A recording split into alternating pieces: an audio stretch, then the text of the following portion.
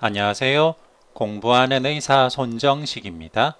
오늘은 심혈관 질환 2차 예방을 위한 항혈소판제 처방의 최신 지견에 대해 말씀드리겠습니다. 먼저 심혈관 질환 1차 예방을 위한 아스피린 사용에 대한 권고안을 보겠습니다. 죽상경화성 심혈관 질환이 없는 분들을 위해 1차 예방을 위한 아스피린 사용은 권고하지 않았습니다. 그 이유는 1차 예방을 위한 아스피린 사용으로 인해서 얻을 수 있는 이득인 메이저 어드버스 카디오바스큘라 이벤트 예방 효과와 아스피린 사용으로 인해서 생길 수 있는 부작용인 메이저 가스트로인테스티널 블리딩 이벤트와 인트라크레니얼 헤모리직 이벤트가 비등하기 때문입니다. 다음, 급성 관상동맥 증후군으로 경피적 관상동맥 중비제술 PCI를 받은 출혈 위험이 높은 환자의 경우에는 첫 번째 달에 허혈성 또는 출혈 사건이 없는 경우라면 1에서 3개월 동안만 단기간 이중 항효소판제 처방을 사용하기를 권고하였습니다. 기존의 일반적인 진료 지침에서는 어큐트 코로나리 신드롬으로 PCI를 받은 환자의 경우에는 표준 치료가 1년 동안의 이중 항효소판제 사용이었습니다. 하지만 1년 동안 이중 항효소판제를 사용하게 되면 GI 블리딩이나 뇌출혈 같은 블리딩 이벤트가 꽤 많이 생기기 때문에 그 중에서도 블리딩 이벤트가 높은 것으로 예상이 되는 분들은 이중 항효소판제 사용 기간을 1에서 3개월로 줄이는 것을 권고하였습니다.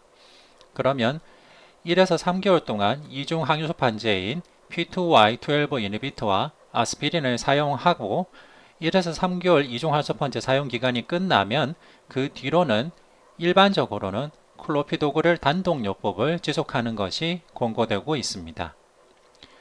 어큐트 코로나리 신드롬이 아니라 크로닉 코로나리 신드롬 같은 스테이블 이스케믹 하트 디디즈로 인해서 PCI를 받은 환자의 경우에는 기존에는 표준 치료가 6개월 동안의 이중 항효소판제 치료였습니다. 일렉티브 PCI의 경우에는 이중 항효소판제 사용 6개월 기간 동안 사용하는 P2Y12 이니비터로는 일반적으로 클로피도그렐이 권고가 됩니다. 그렇다면 PCI를 받은 환자에서 블리딩 리스크가 높은 분을 구분해내야 될 텐데요. PCI 후 항효소판제 의사결정을 위한 출혈 위험 추정 도구를 보겠습니다. 먼저 이중 항효소판제나 항효소판제 사용 중 출혈 위험이 높은 분으로는 출혈성 뇌졸중이 있었거나 AB 말포메이션이 브레인에 있거나 고령이거나 액티브 캔서가 있거나 리버 디지즈, 레날 디지즈, 플레이트릿이 낮거나 빈혈이 있거나 오랄 안티코아귤런트를 드시고 있거나 NSAID나 스테로이드를 쓰시는 경우 등이 되겠습니다.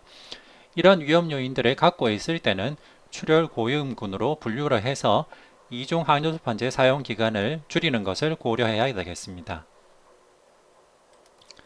이런 위험 요인 중에서도 각각 단계별로 시비리티를 달리 볼 수 있는데요. 예를 들면 CKD 환자라 하더라도 에스티메이티드 GFR이 30에서 60 사이라면 마이너 크라이테리아에 들어가지만은 에스티메이티드 GFR이 30 미만이라면 메이저 크라이테리아에 들어가서 이런 경우에는 이 위험 요인 하나만으로도 출혈 고위험군으로 봐야 되겠습니다.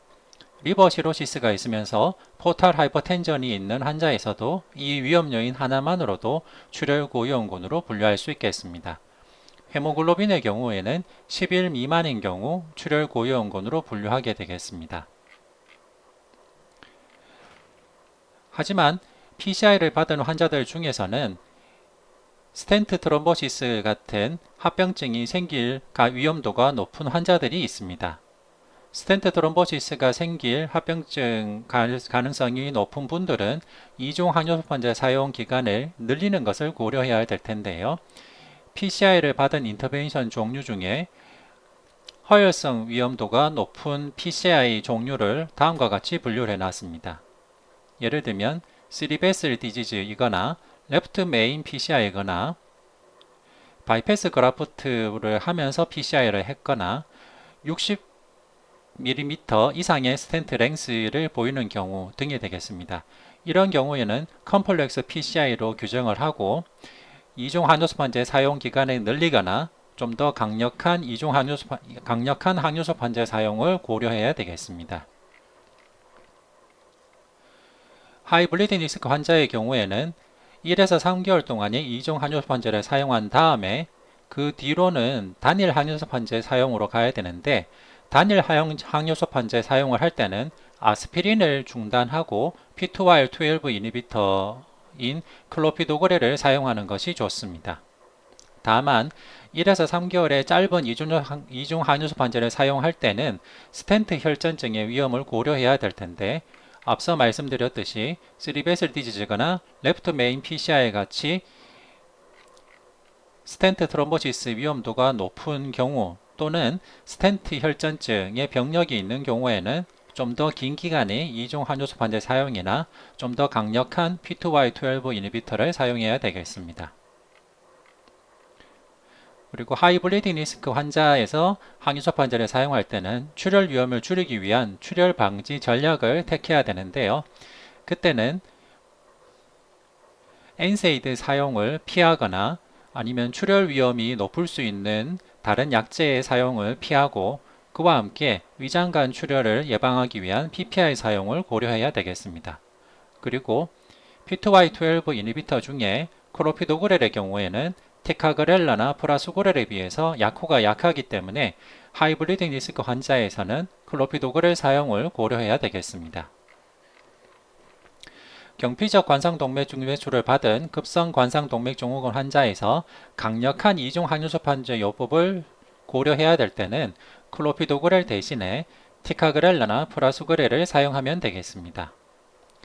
PCI를 받은 급성 관상동맥 증후군 환자에서 혈전선 사건의 재발 없이 한 달 이상 강력한 이중 항효소 판재를 잘 사용했다면 그 뒤로는 강력한 P2Y12 이니비터인 티카그렐레나 프라수그렐 대신에 클로피도그렐로 바꾸어서 항효소 판재의 강도 감소를 고려해야 되겠습니다. 그 이유는 강력한 항효소 판재인 티카그렐레나 프라수그렐에다가 아스피린까지 추가해서 이중 항효소 판재 사용을 할 경우 출혈 위험이 상당히 높습니다. 출혈 위험이 높은 환자에서 이렇게 한 달 이상 강력한 이중 항효소 판재 치료를 지속할 경우 나머지 기간 동안에 상당한 출혈 위험이 있기 때문에 출혈 위험이 높은 환자에서는 하이포턴트 P2Y12 이니비터인 티카그렐레나 프라수그렐 대신에 클로피도그렐로 변경하는 것이 좋겠고, 이렇게 항효소 판재 치료의 강도를 낮추는 것을 디에스컬레이션이라고 합니다. 그렇다면 항효소 판재 강도 감소, 항효소 판재 디에스컬레이션 요법의 기본 개념에 대해 말씀드리겠습니다. 항효소 판재를 사용할 때 고려해야 되는 주된 위험인 출혈 위험을 고려했을 때 환자가 얻을 수 있는 이득인 트롬보시스나 어큐트 코로나리 신드롬 재발 예방 효과보다 출혈 위험이 더 크다고 생각된다면 항효소 판재 강도를 감소시켜야 됩니다. 항효소 판재 강도를 감소시키는 방법 중에 첫 번째 방법은 가이디드 방법이 있습니다. 가이디드 방법이라는 것은 플레이트리 펑션 테스트나 제노타입 테스트를 해서 이 환자가 플레이트리 펑션이 잘 억제가 되지 않는, 즉 트롬보시스 리스크가 높은 환자이거나 제노타입을 봤을 때 트롬보시스 리스크가 높은 환자의 경우 강력한 항효소 판재 사용을 지속하고, 플레이트리 펑션이 잘 억제가 되거나 제노타입에서 트롬보시스 리스크나 블리딩 리스크를 고려했을 때 디에스컬레이션이 공고될 때는 항효소 판재의 강도를 낮추는 것을 말합니다. 즉 플레이트리 펑션 테스트나 제노타입을 먼저 시행을 하고 그 결과에 따라서 디에스컬레이션을 하는 방법이 있고, 두 번째 방법은 출혈 위험이 높은 분이라면 사전에 다른 검사 없이 디에스컬레이션을 하는 방법이 있습니다. 이것을 unguided 방법이라고 하는데요. 디에스컬레이션 하는 방법 중에 대표적인 것으로는 하이포턴트 P2Y12 이니비터인 티카그렐라나 프라수그렐을 좀 더 약한 P2Y12 이니비터인 클로피도그렐로 바꾸는 방법이 있고, 도즈 리덕션으로는 티카그렐라나 프라수그렐 같은 강력한 항효소 판재의 용량을 감소시켜서 반할 정도로 용량을 줄여서 먹는 방법이 있습니다. 그렇다면 한국인들을 대상으로 시행된 대규모 RCT 연구 결과가 어땠는지 한번 살펴보도록 하겠습니다. 티코 트라이얼은 어큐트 코로나리 신드롬 환자를 대상으로 티카그렐러 2종 항조판제 12개월과 티카그렐러 2종 항조판제 3개월만 사용하고 나서 3개월 이후에는 아스피린 사용을 중단하고 티카그렐러만 지속하는 방법을 비교한 연구입니다. 티코 연구 결과 넷 어드버스 클리니컬 이벤트 면에서 티카그렐러 기반 2종 항조판제 기간을 3개월만 한 경우가 넷 어드버스 클리니컬 이벤트 면에서도 장점이 있었고 메이저 어드버스 카디오바스큘러 이벤트 면에서도 장점이 있었고 특히 메이저 블리딩을 줄이는 면에서 장점이 있었다는 결론입니다.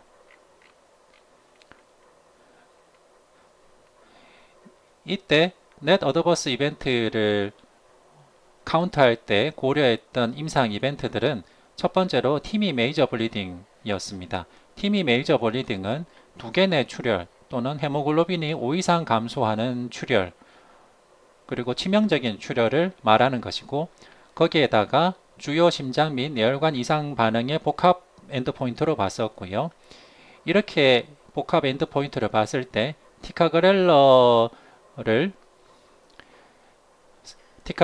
기반 2종 한효소판제 요법을 3개월만 사용하고 3개월 이후에는 아스피린을 중단한 다음 티카그렐러만 사용한 군에서 넷 어드버스 클리니컬 이벤트가 훨씬 적게 발생했다는 것을 알 수 있습니다. 여기에서 티미 메이저 블리딩만 따로 본다면 티카그렐러 베이스드 2종 한효소판제 요법을 1년 동안 지속적으로 했을 때 약 3%에서 메이저 블리딩이 발생했다는 것을 주목할 필요가 있습니다. 티미 메이저 블리딩이 두개 내 출혈이나 헤모글로빈이 5 이상 감소하는 출혈, 치명적인 출혈이라는 것을 고려할 때 티카그렐러 기반 2종 한효소판제 요법을 1년 동안 사용한다면 100명 중 3명에서 이런 심각한 출혈이 발생한다는 것은 상당히 큰 문제가 아닐 수 없습니다. 따라서 한국인의 경우 티카그렐러 기반 2종 항조판제를 3개월만 사용하고 그 뒤로는 아스피린을 중단하는 것이 훨씬 블리딩 리스크도 줄이고 심지어 올코즈 데스도 줄이는 효과를 기대할 수 있음을 알 수 있습니다.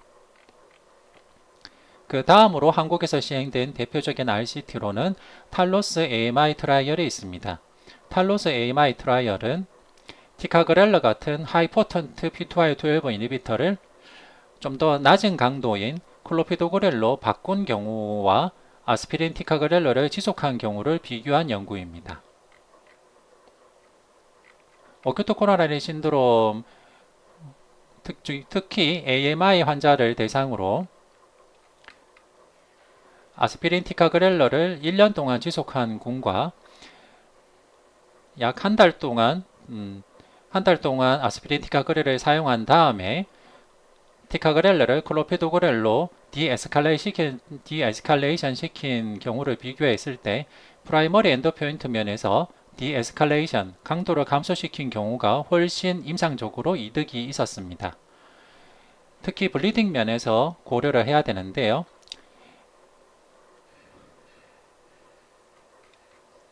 탈로스 AMI 트라이얼에서 본 블리딩의 데피니션은 BARC, 바락 데피니션인데요. 바락 데피니션 타입 2와 타입 3, 타입 5를 블리딩으로 봤습니다. 바락 타입 2 블리딩은 2번 진료가 필요한 블리딩이고 타입 3 블리딩은 헤모글로빈이 3에서 5로 감소하는 블리딩 그리고 두개 내 출혈, 안구 내 출혈 같은 치명적인 합병증을 유발할 수 있는 블리딩 그리고 타입 5 같이 치명적인 블리딩을 보았습니다. 세부적으로 보면 바락 블리딩 타입 3, 즉 3에서 5 정도의 헤모글로빈 감소나 두개 내 출혈, 안구 내 출혈이 발생한 경우가 1년 동안 2.3%였습니다. 2.3%에서 이 정도의 심한 블리딩이 발생했다는 것은 한국인에서 아스피린 티카그렐러 2종 한효소판제 요법을 1년 동안 지속하면 100명 중 2~3명 정도에서는 이 정도 심각한 블리딩이 생길 수 있다는 것을 시사합니다. 따라서 블리딩 리스크가 높은 한국인의 경우 아스피린 티카그렐러를 1년 동안 사용하기보다는 강력한 P2Y12 이니비터인 티카그렐러 대신에 클로피도그렐로 바꾸어서 강도를 감소시키는 것이 블리딩 리스크를 줄이고 컴포짓 엔드포인트를 줄일 수 있는 좋은 치료법이라는 것을 알 수가 있습니다. 그 다음은 용량 감소에 의한 이중 한효소 환제 강도 감소 디에스컬레이션 방법이 있습니다. 여기도 대표적인 한국에서 시행된 대규모 RCT가 있습니다. 호스트 리듀스 폴리텍 어큐트 코로나리 신드롬 RCT인데요. 이 연구에서는 어큐트 코로나리 신드롬 환자를 대상으로 처음 한 달 동안에는 아스피린 프라수그렐 10ml를 사용하고 한 달 이후에는 두 군으로 분류해서 아스피린은 지속적으로 쓰고 프라수그렐을 10ml에서 5ml로 감량하는 디에스컬레이션 전략과 아스피린 프라수그렐 10ml를 1년 동안 지속하는 전략을 비교한 연구입니다. 이렇게 했더니만 넷 어드버스 클리니컬 이벤트 면에서 디에스컬레이션을 한 군이 훨씬 이득이었습니다. 클리니컬 엔드포인트를 자세히 보면 바라 그레이드 3 정도의 심각한 블리딩은 아스피린 플러스 클로피도그렐 10ml를 1년 동안 지속한 군에서 0.7% 정도 발생하였고 디에스컬레이션 그룹에서도 0.8% 정도 발생하였습니다.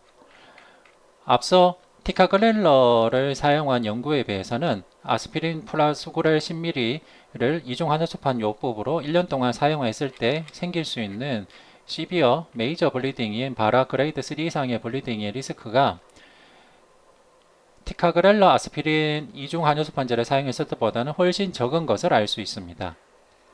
앞서 티코 트라이얼 같은 데서는 아스피린 플러스 클로피도그렐을 이중 한효소판 요법으로 1년 동안 사용했을 때 시비어한 메이저 블리딩이 약 3% 가까이까지 발생한다는 것을 봤을 때 한국인에서는 티카그렐러보다는 프라수그렐을 사용하면 아주 시비어한 블리딩 리스크는 조금 준다는 것을 알 수 있습니다. 하지만은 바라 그레이드 2, 즉 진료가 필요한 블리딩까지 다 합친다면 아스피린 프라수그렐 10mg을 1년 동안 사용하면 블리딩 리스크가 100명 중 6명, 진료가 필요할 정도의 블리딩이 100명 중 6명에서 발생하는데 아스피린 프라수그렐 10ml를 한 달간 쓰고 나서 프라수그렐을 5ml로 디에스컬레이션 시키면은 블리딩 리스크가 1년에 100명 중 3명으로 감소한다는 것을 알 수 있습니다. 그와 함께 올코즈 데스도 통계적으로 유의하지 않지만은 감소하고 넷 어드버스 클리니컬 이벤트도 감소하기 때문에 앞서 시행된 3개의 대규모 RCT 결과에서 알 수 있는 것은 어큐트 코로나리 신드롬이나 MI가 걸린 한국인의 경우에는 디에스컬레이션 전략이 훨씬 이득이 있다라고 볼 수 있겠습니다. 다만 티카그렐러를 사용할 때 생길 수 있는 부작용이 있는데요. 한국인에서 티카그렐러를 사용하면 호흡곤란이 꽤 발생할 수 있습니다. 따라서 잠재적으로 티카그렐러를 사용하다가 호흡곤란이 발생하거나 아니면 티카그렐러는 하루 2번 복용해야 되는데요. 하루 2번 복용하는 수능도가 떨어지거나 하면 티카그렐러 대신에 프라수그렐로 전환하는 것도 가능하겠습니다. 그리고 블리딩 리스크가 높은 환자에서 P2Y12 이니비터를 포함한 이중 한효소판제를 쓸 때는 티카그렐러나 프라수그렐 같은 강력한 한효소판제 대신에 클로피도그렐을 사용하는 것이 블리딩 리스크가 높은 사람에서 도움이 되겠습니다. 한국인 AMI 또는 어큐트 코로나리 신드롬의 대규모 코호트 연구 결과를 보면 한국인은 전반적으로 서구인에 비해서는 블리딩 리스크가 높은 편이고 따라서 한국인에서는 특별한 트롬보시스 리스크가 높은 특정 군들을 제외하고는 티카그렐러나 프라수그렐보다는 클로피도그렐이 임상적 이득이 더 컸습니다. 즉, 블리딩 리스크는 적고 어큐트 코로나리 신드롬의 재발이나 스텐트 트롬보시스 리스크는 그렇게 크지 않았기 때문에 네트로 보는 클리니컬 이벤트 면에서는 일반적인 AMI 한국인 또는 어큐트 코로나리 신드롬 한국인이 PCR을 받았을 때는 티카그랄이나 프라수그렐 대신에 클로피도그렐을 이중 한요소 환자로 사용하는 것이 전반적으로는 도움이 되겠습니다. 관상동맥 재관료수를 받지 않은, 즉 약물로만 치료를 받는 어큐트 코로나리 신드롬 환자에서는 이중 한요소 환자를 선택할 때 아스피린에다가 클로피도그렐을 권장하고 있습니다. 리바스큘라이제이션 치료를 받지 않은 어큐트 코로나리 신드롬 환자에서 약물 치료를 할 때는 프라수그렐보다는 클로피도그렐이 더 임상적인 이득이 있음을 보여주는 연구가 있습니다. 프라수그렐과 티카그렐을 비교했을 때는 메이저 어드버스 카디오바스큘라 이벤트 면에서 예방 효과에서는 별 차이가 없는데 블리딩 리스크 면에서는 클로피도그렐이 더 좋기 때문에 일반적으로는 클로피도그렐을 더 선호하게 됩니다. 그리고 티카그렐러와 클로피도그렐을 비교할 때는 메이저 어드버스 카디오바스큘라 이벤트 예방 면에서 티카그렐러가 더 좋고 메이저 블리딩 면에서는 별 차이가 없었기 때문에 티카그렐러를 더 권고하게 됩니다. 하지만 이것은 서구에서 시행된 연구 결과를 반영한 것이고 대한민국 AMI 코호트 결과에서는 일반적으로는 클로피도그렐이 더 좋은 결과를 보였습니다. 하지만 컴플렉스 PCI를 받았거나 AMI 재발이거나 스텐트 트롬보시스가 아주 높은 경우에는 AMI 후에 PCI를 받은 경우 티카그렐러나 프라수그렐 같은 좀 더 포턴트한 P2Y12 이니비터 이중 한요소 환자 치료를 하는 경우도 있습니다. 스테미, ST 분절 상승 심근경색 환자가 PCI를 받는 경우에는 시술 전에 일상적으로 P2Y12 전처치를 하는 것을 권장하고 있습니다. 즉, 스테미 환자에서 PCI를 고려한다면 먼저 아스피린을 로딩함과 동시에 P2Y12 이니비터도 로딩을 하면 되겠습니다. BST 분절 상승 어큐트 코로나리 신드롬 환자에서 PCI를 고려할 때 PCI가 입원 후 24시간 이내에 될 것으로 예상된다면 아스피린만 로딩하고 P2Y12 억제제는 일상적으로는 프리트리트먼트를 하지 않는 것을 권고하였습니다.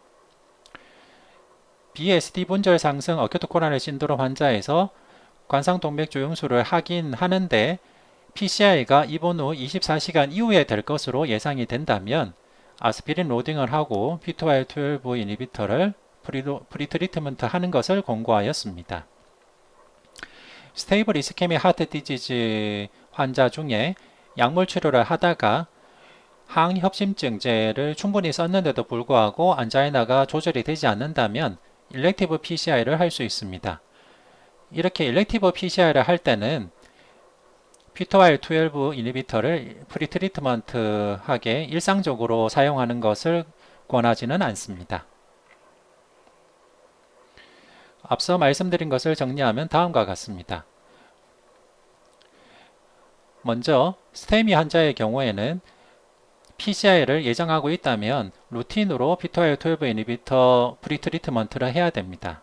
하지만 non-STEMI, non-ST elevation 어큐트 코로나리 신드롬 환자의 경우에는 PCI를 24시간 이후에 할 수 있을 것으로 예상이 될지 또는 24시간 이내에 할 수 있을 것으로 예상이 될지를 먼저 예상을 하고 24시간 이내에 할 수 있다면 루틴하게 P2Y12 이니비터 프리트리트먼트를 하지는 않고 24시간 이후에나 할 수 있을 것으로 예상된다면 P2Y12 이니비터를 프리트리트먼트 하게 됩니다.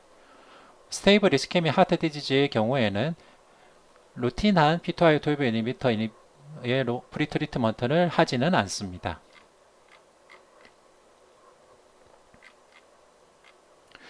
PCI 후 경구용 항공모제가 필요한 심방세동 환자 또는 약물 치료만으로 관리되는 어큐트 코로나리 신드롬 환자에서 항유소 환자를 사용할 때는 다음과 같은 권고안을 따라야 되겠습니다.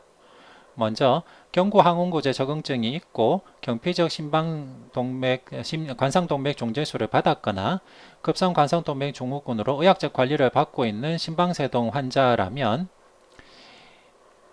이미 경구 항공고제나 도학을 사용하고 있을 것입니다.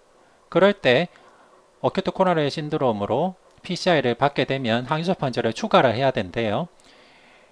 PCI를 한 아주 초기, 즉 PCI를 하고 1에서 7일 정도 단기간에는 3중 항혈전제, 즉 도악과 함께 P2R12 이니비터에다가 아스피린을 3중으로 사용하는 치료를 해야 됩니다.